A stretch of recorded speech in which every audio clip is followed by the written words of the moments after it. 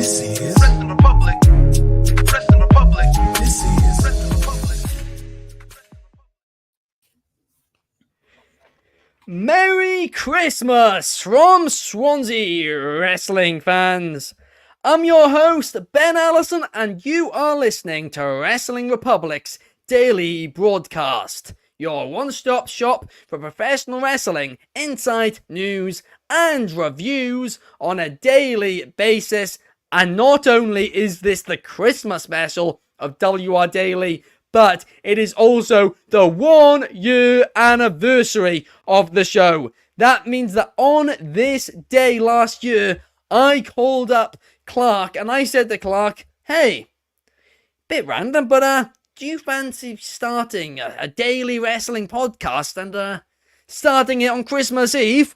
And we did, and we've been going ever since. It's been extremely fun, and today it's gonna be an extremely fun show indeed. It's the 1 year anniversary. We got numero 1 Superfly in the comments. Hello, Merry Christmas, numero 1 Superfly. We got Melissa in the comments. Merry Christmas, Melissa. And Bobby Batista in the comments. Happy holidays to you as well, Bobby. But today, well, like I said, we've got a fun show planned for you guys. And we've got a stacked panel. Indeed, we do. And let's kick things off.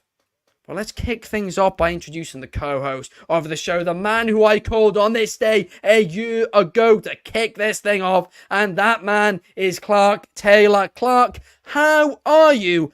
And also, what's your highlight been of this year on the podcast?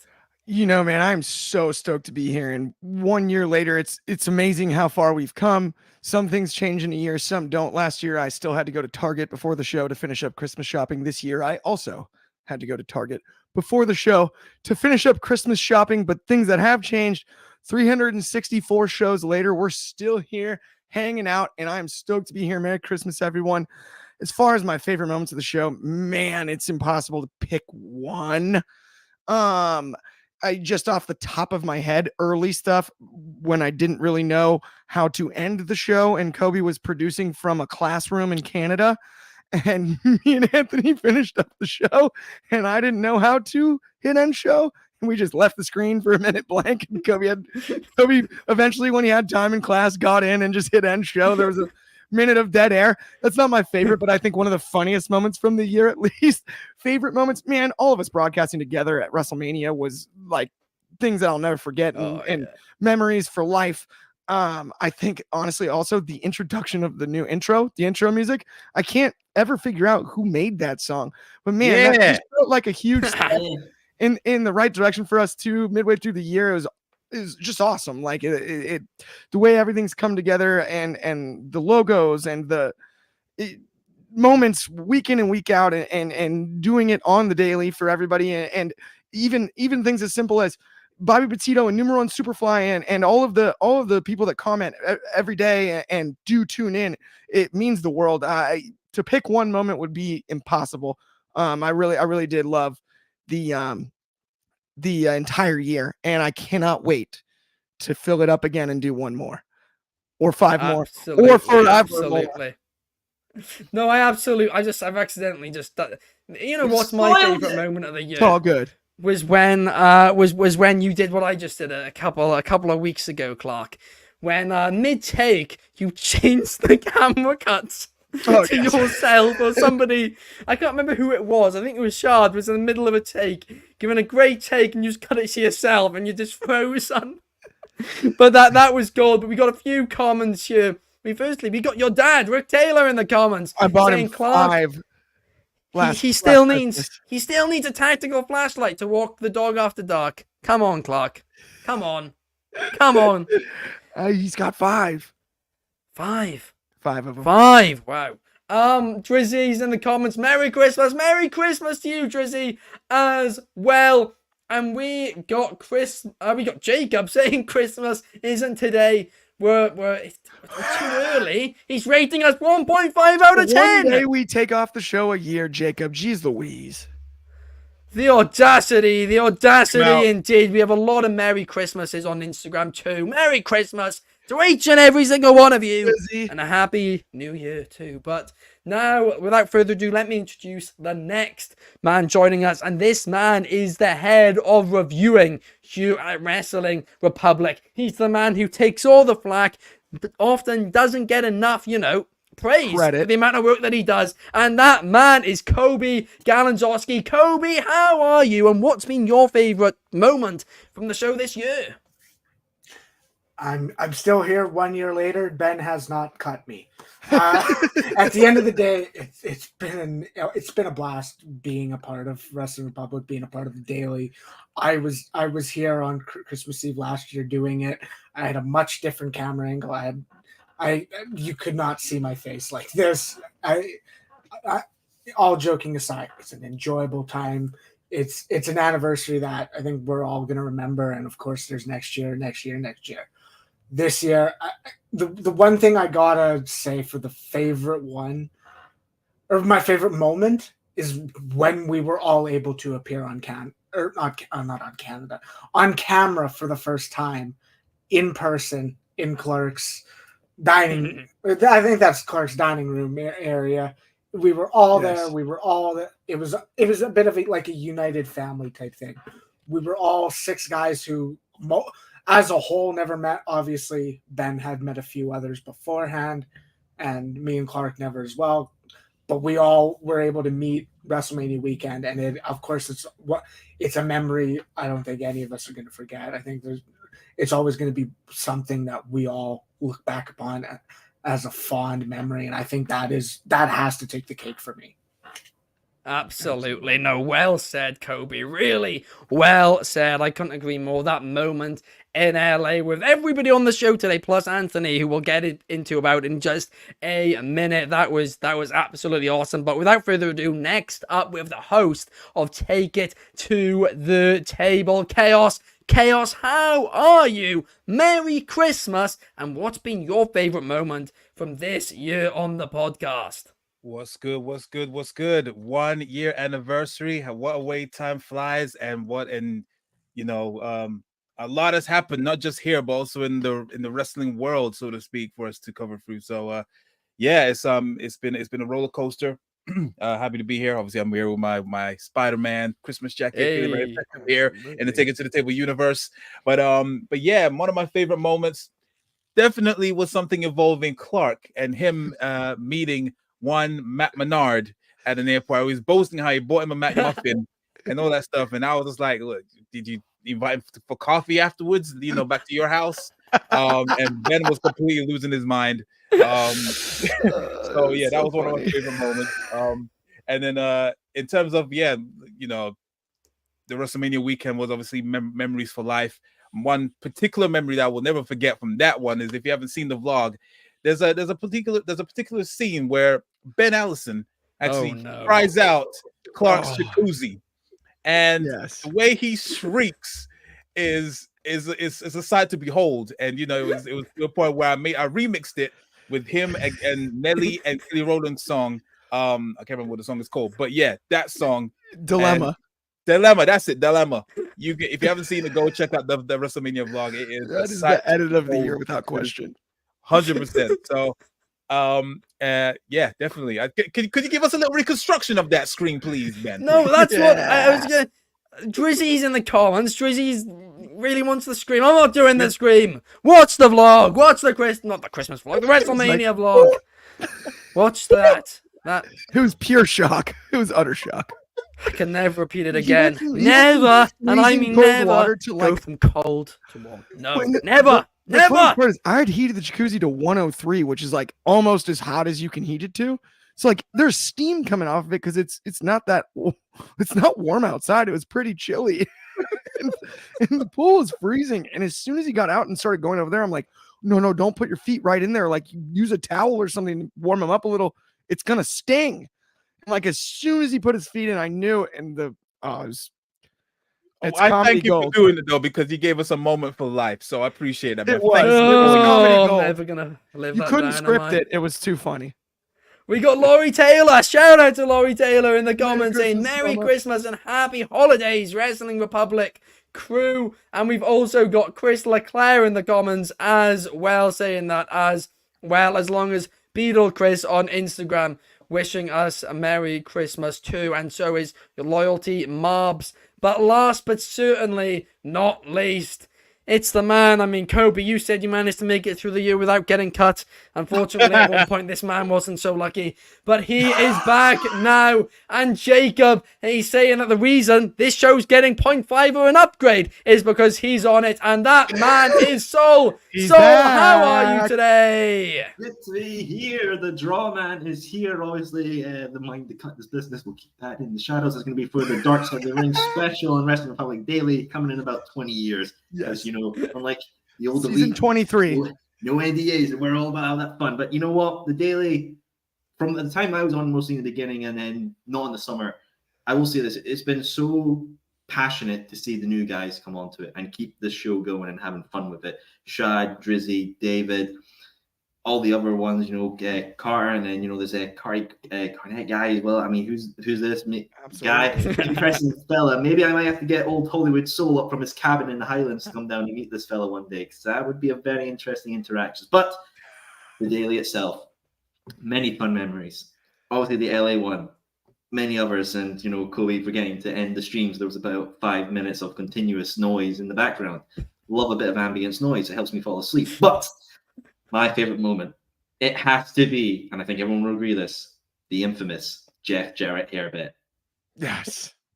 It's got to be. I mean, look at, I'm rocking it right now. That bet, holy, yeah, I never let that down. But hey, here's to another year, fellas. Cheers. Absolutely. And yeah, that hair shave, I mean Jeff, oh, that was absolutely golden. It Sometimes truly. you just got to put the locks on the line. You do indeed. But you might have noticed a few of us have a beverage, a Christmassy beverage, you might say, sure, today, you know, want to get us in a Christmas jolly mood. And yeah, we're playing a drinking game, right? And the rules are that every time I say right, like I just did, we won't count that, but you've got to take a drink. Count it. Every time Chaos has an internet issue, you're looking good so far, Chaos. We have to take a drink. Every time Soul passionately disagrees with a take, we have to take a sip.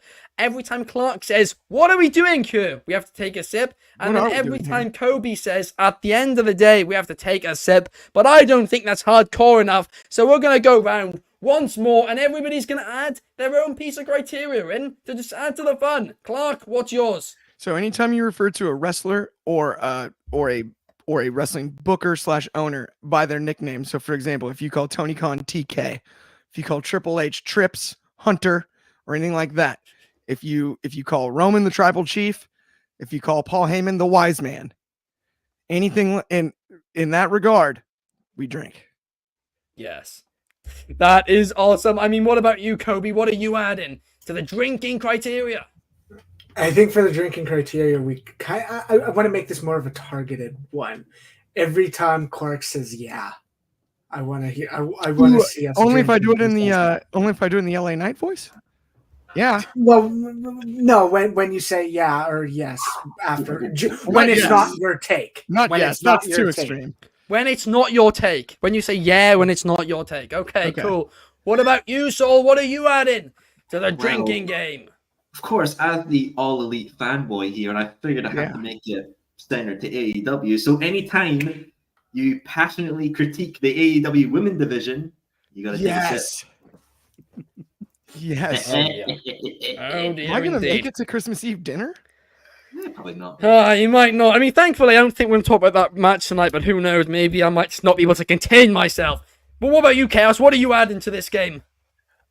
This one I feel so bad because I think that everyone's picking on Clark, but I'm gonna do one where anytime he says, "You know, it's funny," or "It's just a funny story." So anything when he says something like that. Oh man, that is actually a really good one. Honestly, I should have added that for myself because. Yeah, that's easy because I guarantee you it's gonna happen. So yeah, that's my one. That is a good one. Oh no, we're gonna be very, very off it by Christmas Day, it seems. But now let's jump into the show and let's jump into talking about last night's edition of All Elite Wrestling's Collision, because the Blue League in the Continental Classic wrapped up with 3 huge matches, including what we've been waiting for this entire time, a draw, because Bryan Danielson drew with Claudio Castagnoli in what was just a fantastic opener to the show, before Brody King then lost to Daniel Garcia, meaning that Daniel Garcia doesn't finish on 0 points. Instead, he has 3, right? But then, I just realized I've just done it. Drink. Oh, yeah, he said right. I said right. My bad, y'all. And then in the main event, we had just an absolute banger of a bout between Andrade El Idolo and Eddie Kingston, with Eddie Kingston getting the victory, meaning that the finals of the Blue League, Bryan Danielson, Eddie Kingston, take my money, Tony Khan, and keep it, because that I am excited for. But what about you, Clark? Oh no, oh no. Help the problem. What's the malfunction? Oh man, I'm excited about it. It went how it should. We finally got our draw in the tournament as we wanted, right? I've got no issues with the results here. I do actually think that as much as we kind of headed into this, complained about the Blue League, the Gold League in relation to the Blue League and booking, and it's funny, got him. We did that. No. But I actually think the second segment, the end result of the Gold League ended up being more exciting. It ended where we needed to be as far as the triple threat match is concerned. The Blue League, I'm cool with the results from last night, but not quite as excited as I anticipated in relation to the way that the Gold League played out. And it's funny how hindsight can be 20/20 compared to where you were a week ago, thought process wise, because I didn't think that was possible, even in my defense of the Gold League's booking. Yeah, no, I mean that is a good point where we've now this league right until last night. I mean we spoke about it the other day as well. Right until last night, that show last night, every match mattered. Whereas in the Gold League, we had that one match this past Wednesday, Mark Briscoe against Jay Lethal, and I mean, yes, I guess there was still a bit of a story because it was loser finishes on 0, where the winner finishes on 3. But last night in the Blue League, well, every match had a purpose. Every match was important for the show. And because of that, it was just a lot more interesting, I think. I mean, Coby, would you agree with that assessment? I will agree with that assessment because... And I obviously, we know Tony Khan kind of got this idea from New Japan's booking of the G1 and having multiple leagues, having different points for each win, or having points for one each for a draw, stuff like that. He did take inspiration, and I think while there is merit to saying the leagues were booked differently, I think one was, I don't want to say surpassed, but one was definitely of a higher quality, and we can agree with that of the Blue League. The one thing I want to note that obviously, since we're briefly covering Collision, is we kind of know the direction of. We know at least one pathway they're not going to go down regarding the Gold League, and that's because they're teasing and almost building up Keith Lee to face Swerve Strickland. So I don't think Swerve has a chance right now, because I think that might be a World's End match that they might just throw together, even though I'm not interested in it. I mean, they got to have Swerve beat Keith Lee and just end that story anyway. But they've teased that with Keith Lee's promo as well. So I think we know the direction of at least the Gold League, with Swerve not getting the final spot. I don't think he is. Yeah. No, I mean, that's a great point. Honestly, it is. And I really hope you're wrong, but I don't think you are. The fact that they've suddenly remembered about this Keith Lee and Swerve Strickland story, like a year later, which is just absolutely ridiculous. I'm not getting into a rant. It's Christmas. I need to be jolly. I'm not gonna be, I'm not gonna be the Grinch, all right? I'm not CM Punk. But no, honestly, I do have the same fear, Coby. Swerve, I do think he's going to lose a triple threat, and I think he's going to lose the triple threat in part due to Limitless Keith Lee. And I just realized I was trying to sound all cool, and I used the nickname Soap. There goes another Limitless. The Limitless one himself. Right? And that doesn't. We're not doing another. That There doesn't it count. is. But Coby, what time of the day did you think about that when you were? What time?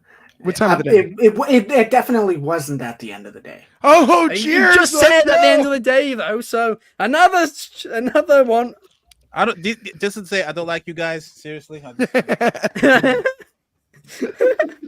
You know what's funny is that Chaos doesn't like us. I have the Oh, transplant team on standby. I'm good. As long as I have them on standby, I'm pretty good. I'll make through the day. Oh gosh, I'm not trying to do these camera angles, right? I'm trying to look after the Instagram. I'm trying to do the YouTube. I feel like a wizard, not Santa. Anyway, what about you, Chaos? What did you think about this Continental Classic, final week of the Blue League? Oh yeah, you're definitely gone, bro. Okay, cool. So yeah, the Continental League. That was pretty pouring. Sorry. It's been very fun so far. I definitely enjoyed more. For me, I actually enjoyed the matches that were on Dynamite, even though they didn't really mean much. But the Jay Lethal Mark Briscoe match was fun for me. But yeah, in terms of the outcomes out of these matches on Collision, yeah, I'm satisfied with it. Like I said, we got the first draw. It took long enough.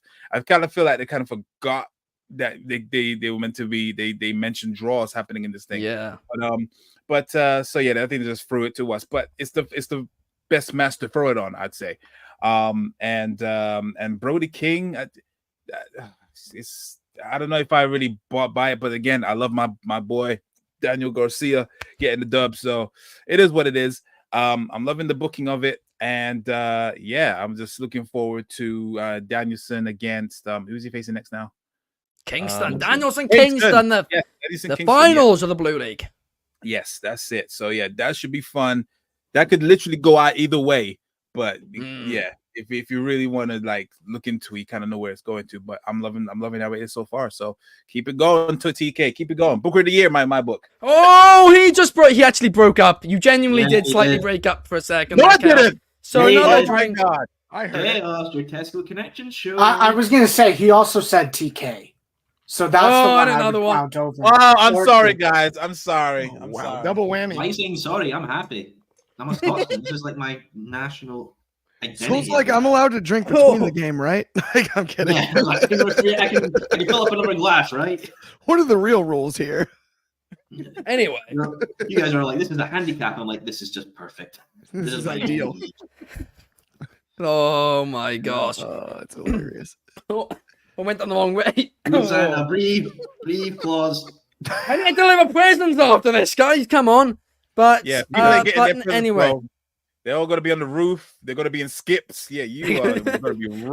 I'm missing every house. I really am on this one. But no, in all seriousness, I do agree with a lot of what you were saying. With it, I do. You mentioned the draw, of course, Chaos, and every time we've done predictions of the Continental Classic, we've always predicted a draw. One of us, every show, predicted a draw until last night. Friday night. Yep. Nobody predicted a draw, and that's when it happened. Of course it did. But what about you, Soul? What did you think? What was your, thoughts on the Continental Classic Blue League final week? Oh, my friend, I absolutely love this because, at the end of the day, this is an absolutely amazing league, and I think everything that's happened in it has been absolutely stellar. But, what are we doing here? Because this is an absolute banger thing. We can't beat it. We'll take what are we doing here? We'll accept it from Soul too. Yeah, like it. What are we doing here? That one doesn't count. He also did mine. I don't know. I did all yours. It's fine. I'm doing all the gimmicks. Another drink. Making sure everything. Gimmicks are on fire. But, of course, for Brian and Claudia with the tie, very sensible, makes the Blackpool Combat League look like a big faction, like they're on the same kind of level through their own training purposes and being affiliated with one another. Love that. Daniel Garcia getting a surprise win over Brody King. I think this is going to be the change for Garcia to become a professional wrestler from the whole sports entertainment thing. He'll drop the dancing, and I feel like we will see in the future House of Black Trios versus FTR and Daniel Garcia. I feel like it's a very sensible match we can see in the future with these guys. Everyone else from the league as well. Andrade and Kingston was an absolute banger. Absolutely loved this. I mean, loved it. And I'm excited to see where this final goes. If like you told me, so here's the thing, I want you to pick who's the final is at World End, right? I need to pick two competitors, right? Kingston. He's put so much in. He's basically made the wager of this. He's basically the one who's made this so integral for its an inception, having the Ring of Honor, New Japan, and this mysterious title up there. Definitely got to be in the final. And the one person I have him against is Moxley. You think about it, Kingston and Moxley at Full Gear during the pandemic. Kingston lost in an I Quit match.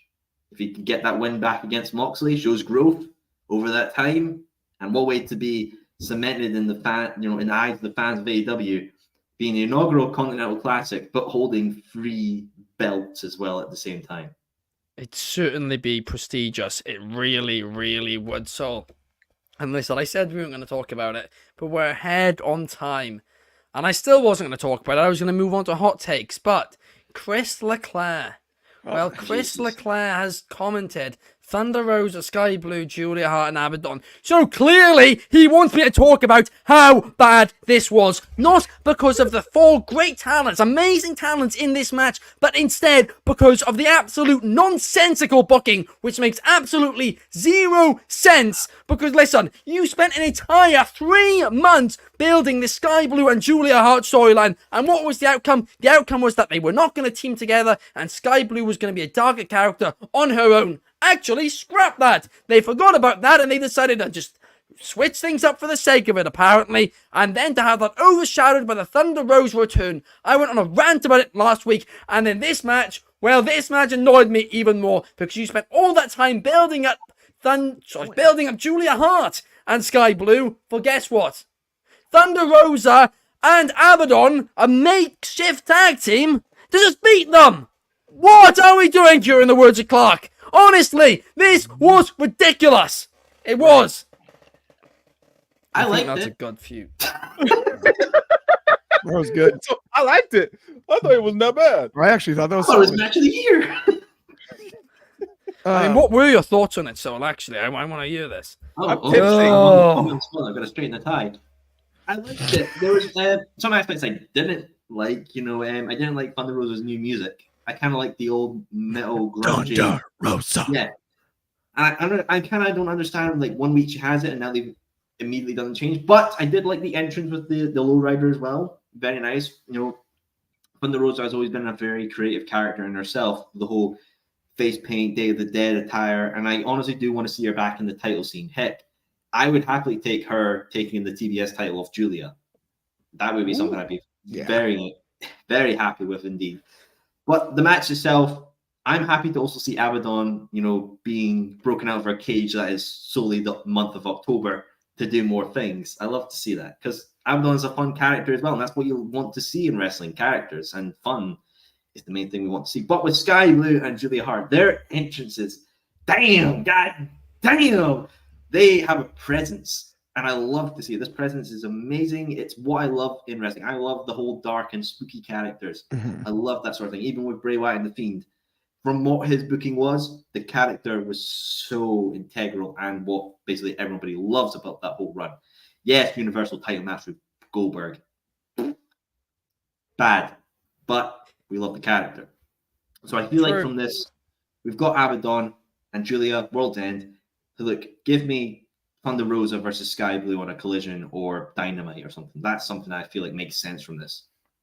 Well, you know what, Sol? I actually agree with something you said there, and that's the Abaddon getting, more screen time when it's not the month of October. Great. I do think she's got a lot of potential. We both agree story is important in professional wrestling, and so are characters. And like you said, just to see these characters like Abaddon, Sky Blue, Julia Hart on TV more, that's great. Like I said at the start of the take, All of them fantastic competitors. But number one Superfly does agree with me, saying, I definitely agree with you, Ben. Randomly making a team that was nonsensical and then just randomly doing Abaddon versus Julia Hart for the TBS Championship was out of nowhere. This counts as a second rant, or did you just read that comment? I just read the comment. That doesn't count. He's fine. Doesn't count, all right? They've been building it for a month. They have on that one. They have. You can't say what the Soul Man can say to New World Superfly is, if you really think that's a makeshift team, I present to you the WWE Women Tag Team Division. There you go. I rest my case. They're still given more time than the entire AEW Women's Division. Whoa! The tag team division is? I honestly reckon if we count the number, since Chelsea Green and Piper, Niven won the belts, I honestly reckon it honestly rivals it in terms of like them getting show time on Raw compared to the women on Dynamite. The women's tag team division, just the two wrestlers. Those two get more. Those two on Raw each week. Those two get more time than as the AEW entire combined AEW women's division. I'm just breaking down on Dynamite. On Dynamite. So we're limiting it to 2 hours. Yeah.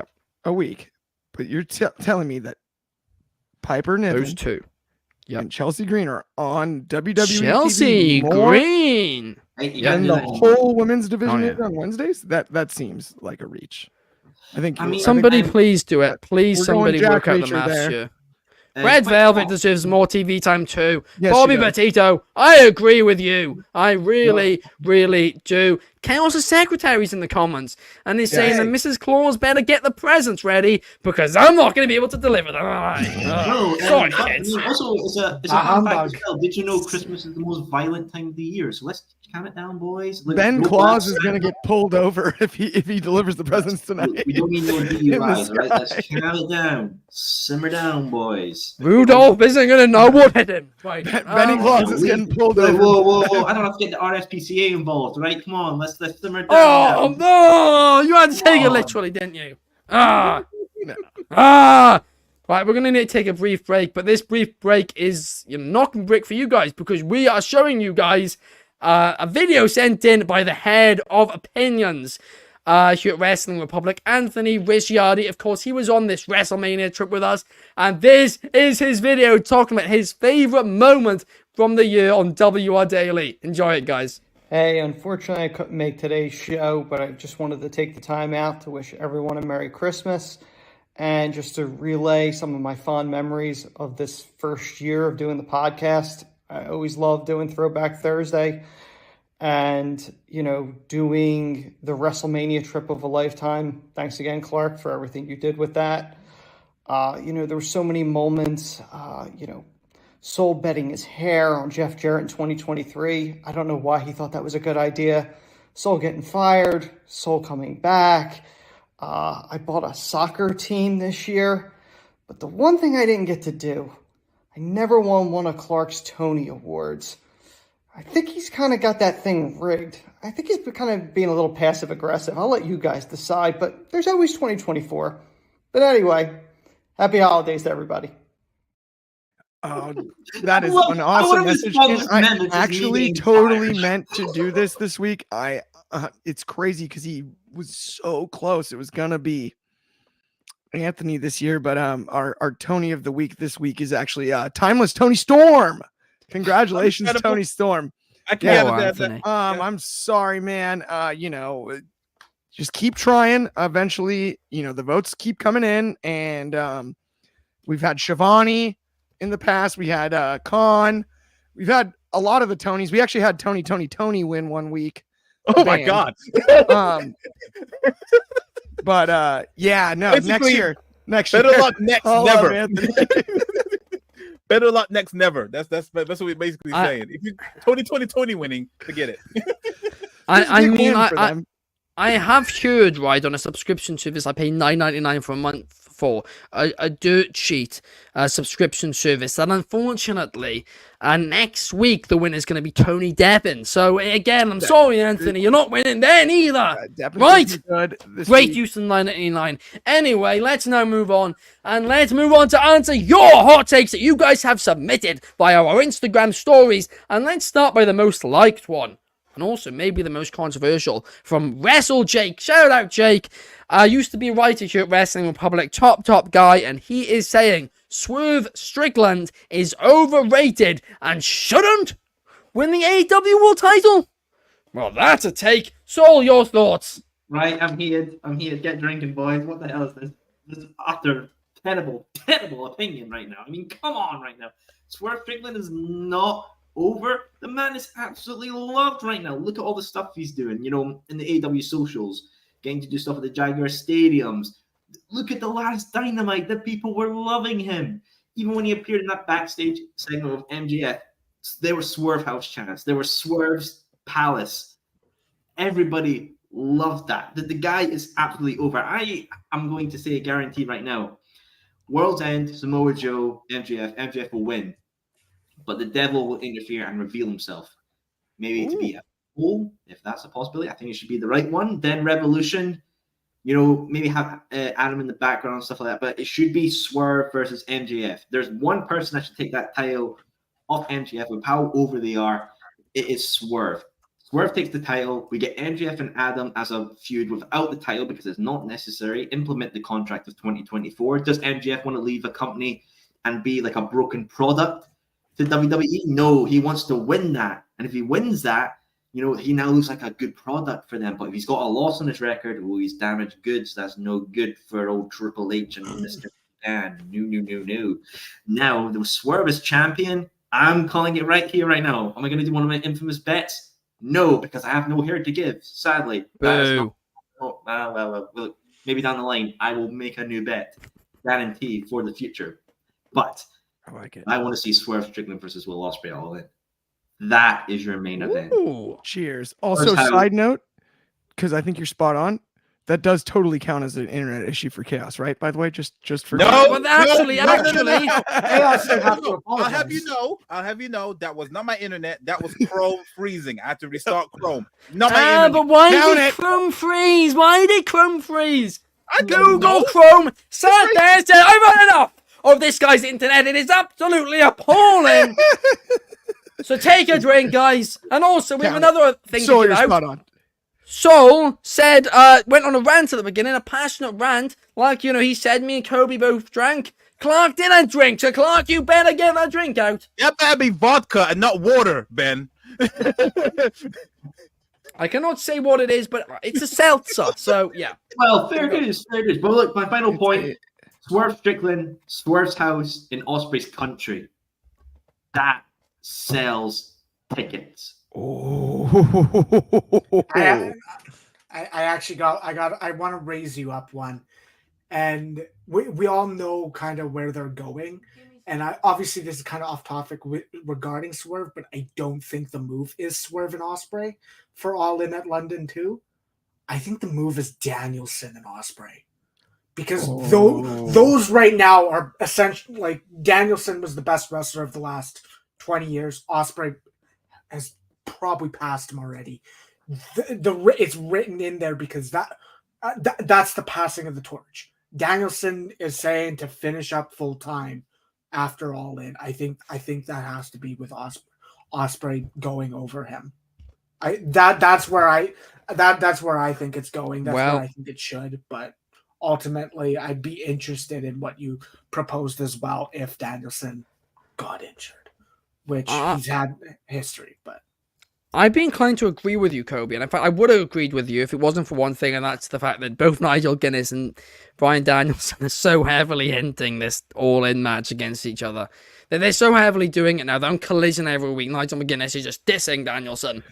Can we get Nigel McGuinness, though, a suit and a jacket, please? Again, on Collision, why does it look like he's wearing a golf polo every single time in relation to the rest of the commentary team when he's on Collision? I do not understand it.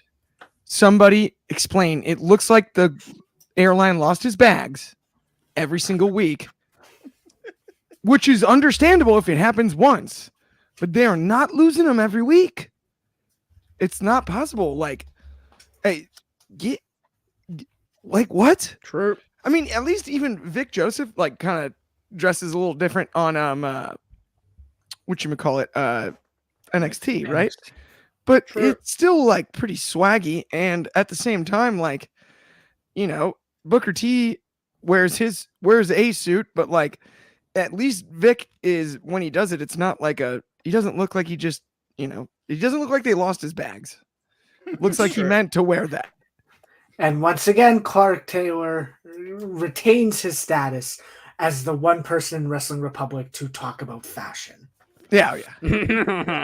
Our resident fashion expert. I'm really Our resident fashion expert. Put that on a t-shirt, please.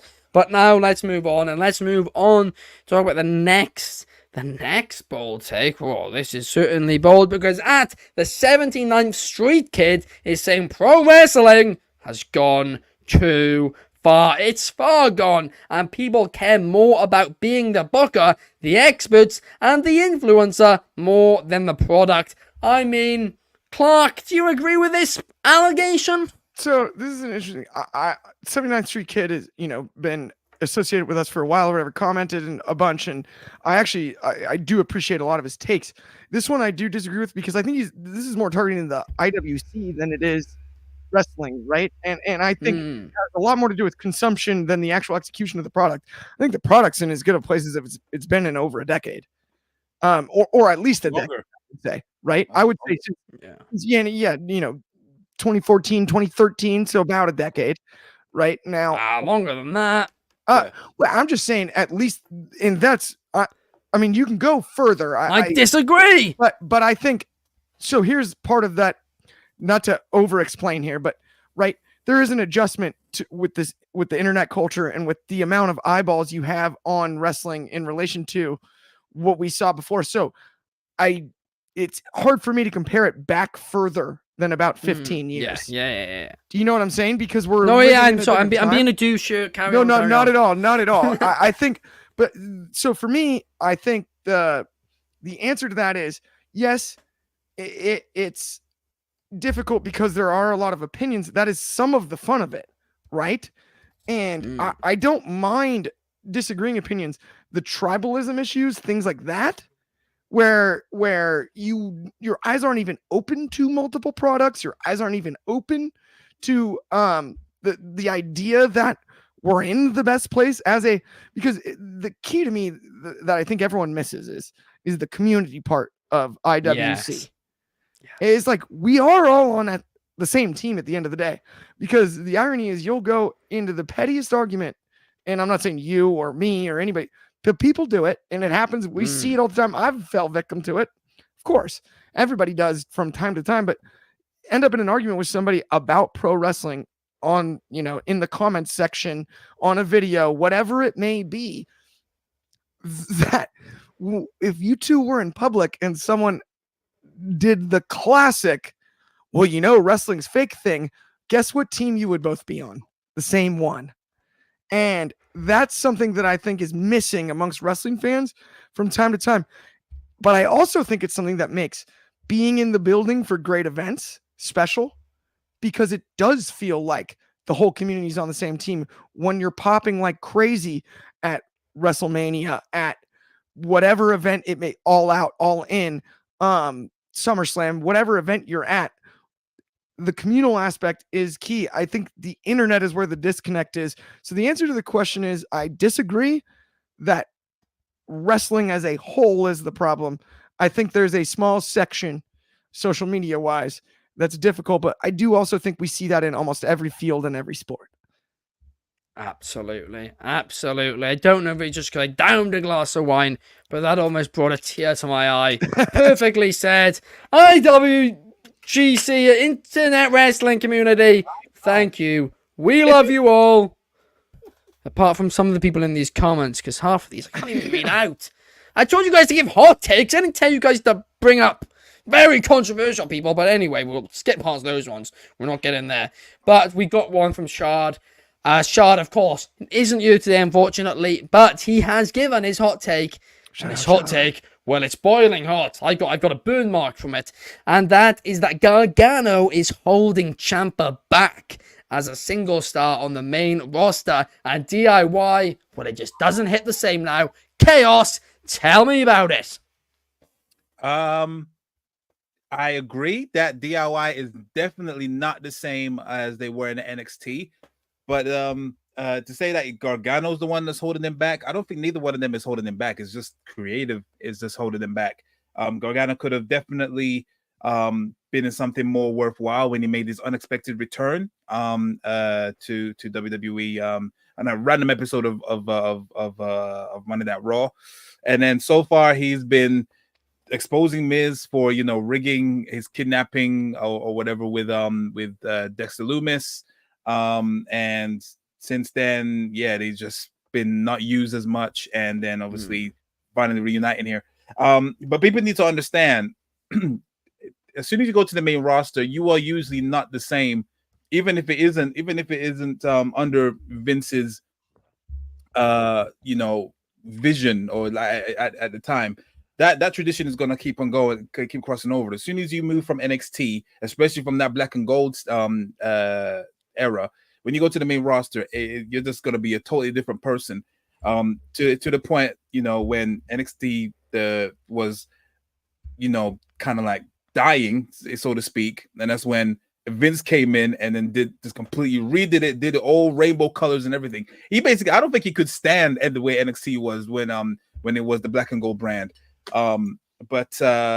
So yeah, like the fact that people are complaining that DIY ain't the same. This is normal, how it's always been anytime someone comes up from NXT. So yeah, I do agree that the tag team definitely needs to disband again, and they need to go their separate ways. They just need to be given something more worthwhile and more memorable in storyline wise, because I feel like Gargano could be a definite good contender for the Intercontinental or the US Championship, and Ciampa could definitely be a good contender for the World Heavyweight Championship, in my opinion. Wow. He's built such a good he's been such a great NXT champion. He was one of the greatest, when he was down there in the black and gold brand. And I think he could be definitely worthwhile if they present him right and make him more believable, not just someone that's filler. He could definitely be a worthwhile contender. But do I think that's going to happen? Maybe not. But yeah, I do agree that they are not the same, but it's not Gargano's fault that's holding Ciampa back. They're just holding each other. It's the creative that's holding them both back, and they just need to go separate and do their own thing. Way better. That's my thing. That's my take. Well, Chaos, I unfortunately disagree with you, and the reason I disagree with you You're is drunk. Ciampa's simply too old. He's too old, right? Oh, you I've just said right. I've just said right. Crazy. It's crazy. What are we doing here? Oh, for God's sake. Twice. And another one.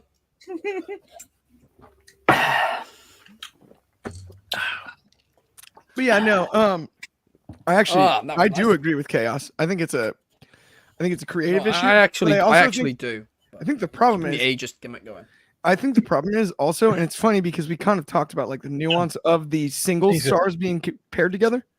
Mm-hmm. Got him, by the way, Chaos. But yeah, I said it's funny. Sorry.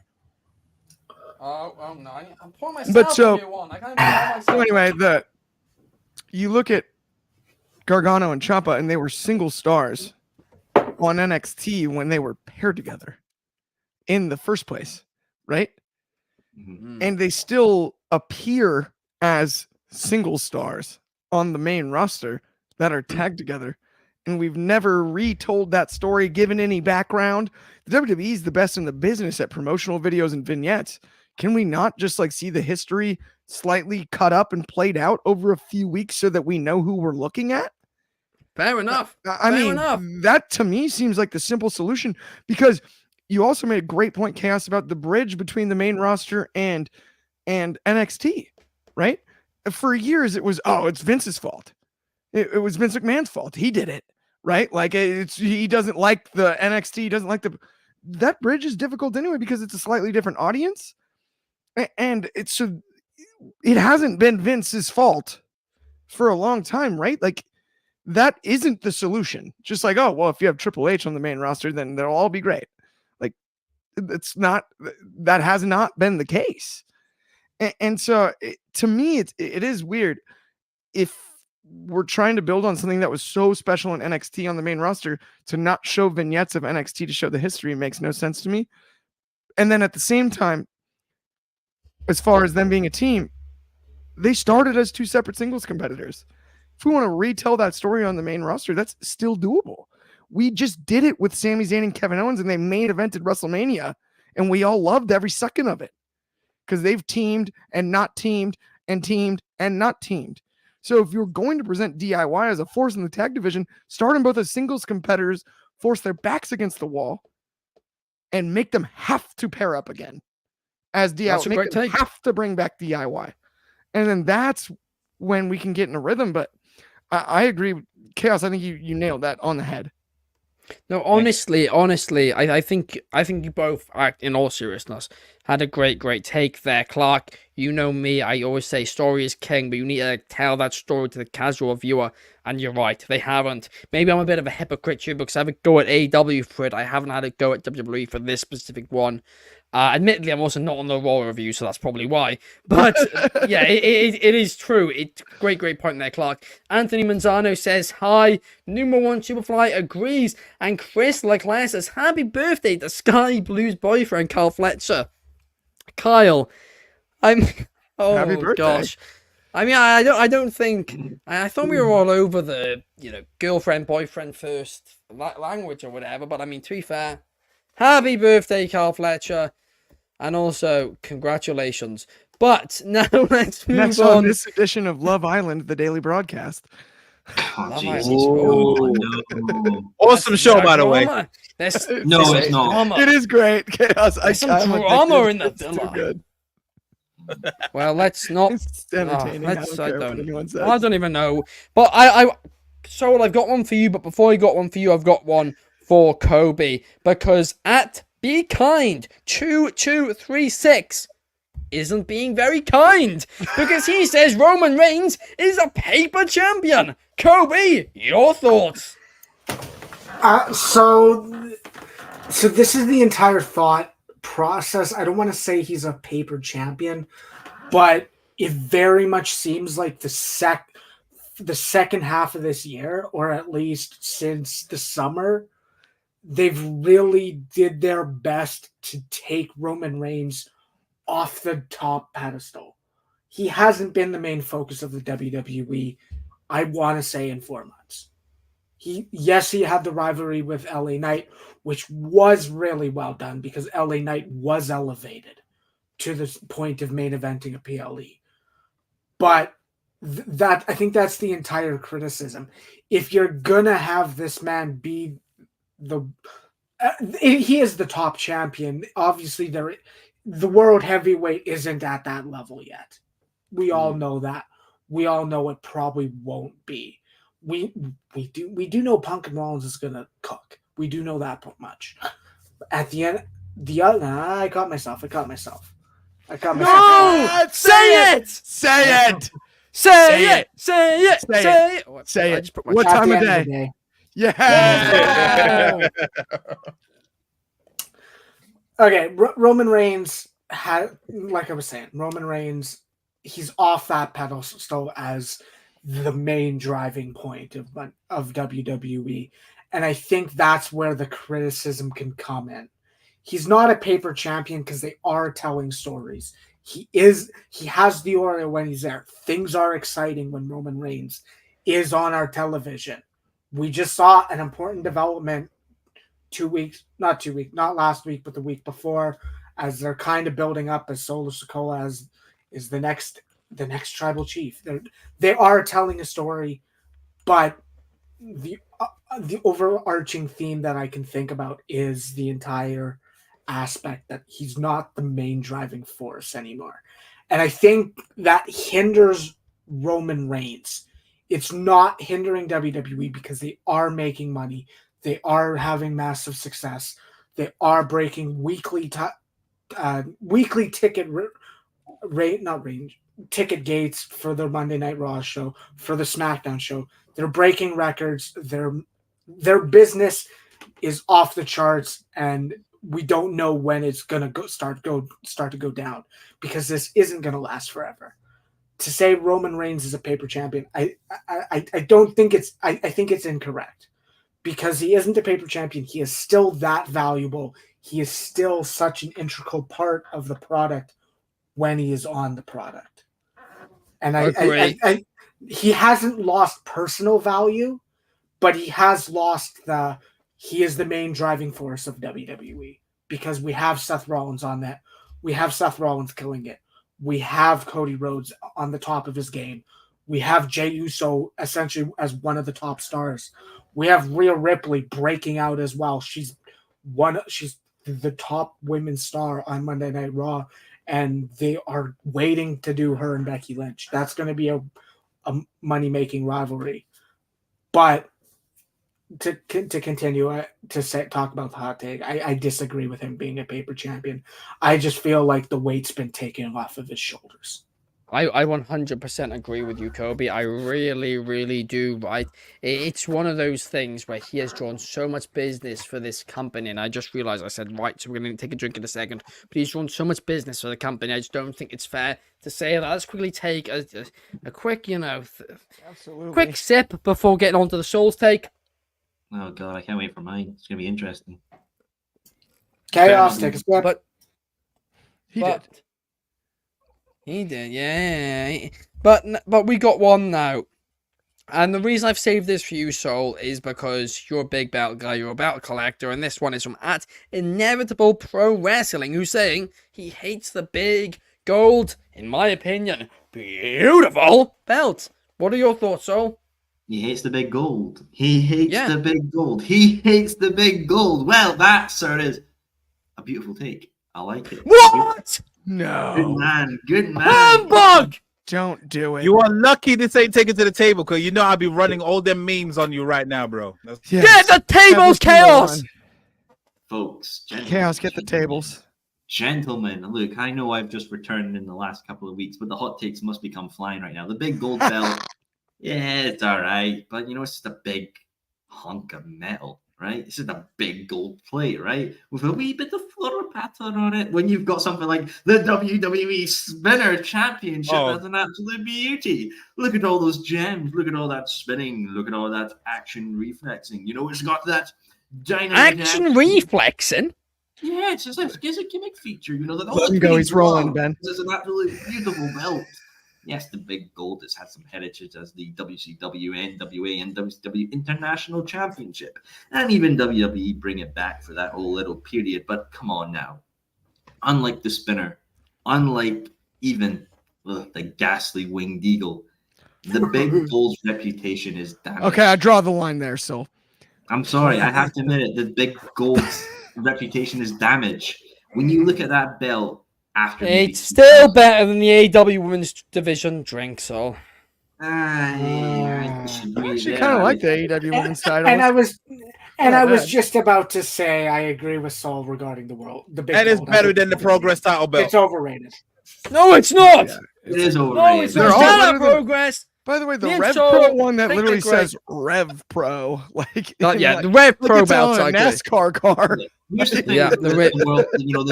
Somebody's gonna clip this and send it to them, but yeah, the Rev Pro belt's ugly. The Progress belt. I'm a huge fan of the show. The belt redesign.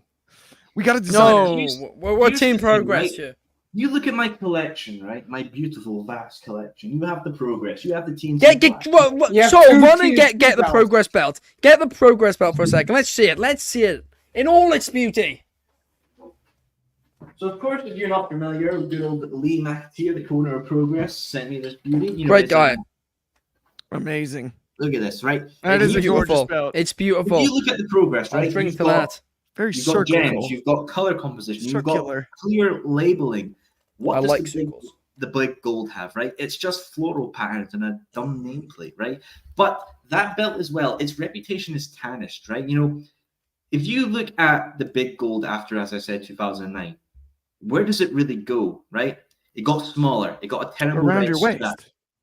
It had not so good runs of champion, like the Jack Swagger, the Kane, Mark Henry would have been longer and more promising. Losing the 18 seconds. I mean, come on, right? Something like this in the good old spinner belt, that's why it's not in my collection, because I will not have a terrible championship in my vast collection. And I'm going to return. I mean, fair Fair enough. I agree with you. The progress belt is a thing of beauty. What is also a thing of beauty is you guys checking us out this past year. We've been here 365 days. A year ago, we started this thing, and honestly, to see it just become what it has, it's so beautiful. Thank you to everybody who's watching the episode. Thank you to everybody who's left a like and subscribe, all of that stuff. Thank you to everybody who's tuned in, and just also everybody who's been on the show. It really means the world to me. It's been such a fun year. Thank you, guys, and we will see you on the 26th on Boxing Day. Thank you to everybody tuning in with me today. We'll see you guys on the 26th. Peace, and please have a merry Christmas,